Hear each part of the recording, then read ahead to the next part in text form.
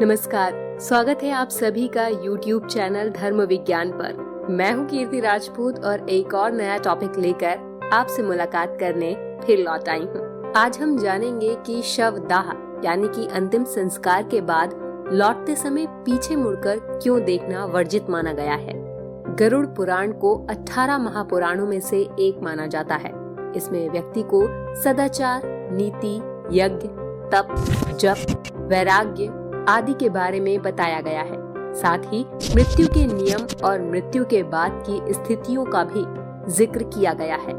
गरुड़ पुराण में दाह संस्कार के नियमों के बारे में भी बताया गया है और शव दाह करने के बाद पीछे मुड़कर न देखने की बात भी कही गई है, जिसके बारे में आज हम यहाँ पर जानेंगे। गरुड़ पुराण में कहा गया है कि व्यक्ति का शरीर नष्ट होने के बाद भी उसकी आत्मा नष्ट नहीं होती। व्यक्ति की मृत्यु के बाद वो आत्मा ही सूक्ष्म शरीर धारण करके अन्य लोकों में जाकर अपने पाप या पुण्य के कर्मों को भोगती है और समय आने पर दूसरा शरीर धारण कर लेती है। गरुड़ पुराण के मुताबिक मरने के बाद आत्मा अपने शरीर को भस्म होते अपनी आंखों से देखती है। गरुड़ पुराण के अनुसार अपने शरीर के जलने के बाद भी आत्मा का मोह अपने अपने संबंधियों के साथ खत्म नहीं होता और वो उनके पास फिर से वापस जाना चाहती है। ऐसे में संबंधियों के पीछे मुड़कर देखने से आत्मा को लगता है कि आपके अंदर अब भी उनके प्रति मोह बाकी है। ऐसे में आत्मा के लिए मोह बंधन से निकल पाना आसान नहीं होता।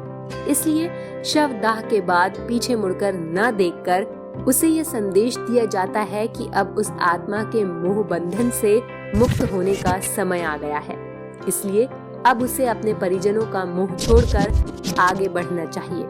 इसके अलावा एक मान्यता ये भी है कि अपना शरीर जलने के बाद भी आत्मा अपने परिजनों के पीछे पीछे वापस आती है और वो कोई शरीर पाना चाहती है। माना जाता है कि पीछे की ओर मुड़कर देखने पर आत्मा को आपका मोह उसके प्रति दिख जाता है और वो ऐसे व्यक्ति के शरीर में प्रवेश कर जाती है और उन्हें सताने लगती है। ज्यादातर आत्मा बच्चों या कमजोर दिल वाले लोगों को पकड़ने का प्रयास करती है। इसलिए ऐसे लोगों को शमशान से लौटते समय सबसे आगे रखना चाहिए। हमने आपको जो जानकारी दी है वो किसी तरह के अंधविश्वास को फैलाने के लिए नहीं दी है, बल्कि ये सब कुछ गरुड़ पुराण में लिखा हुआ है। उसी के तर्ज पर हमने आपके साथ कुछ जानकारी साझा की है। अगर आपको ये जानकारी पसंद आई तो इसे लाइक, शेयर और हमारे YouTube चैनल धर्म विज्ञान को सब्सक्राइब करना ना भूलें। एक और टॉपिक के साथ जल्द होगी आपसे मुलाकात। तब तक के लिए टेक केयर।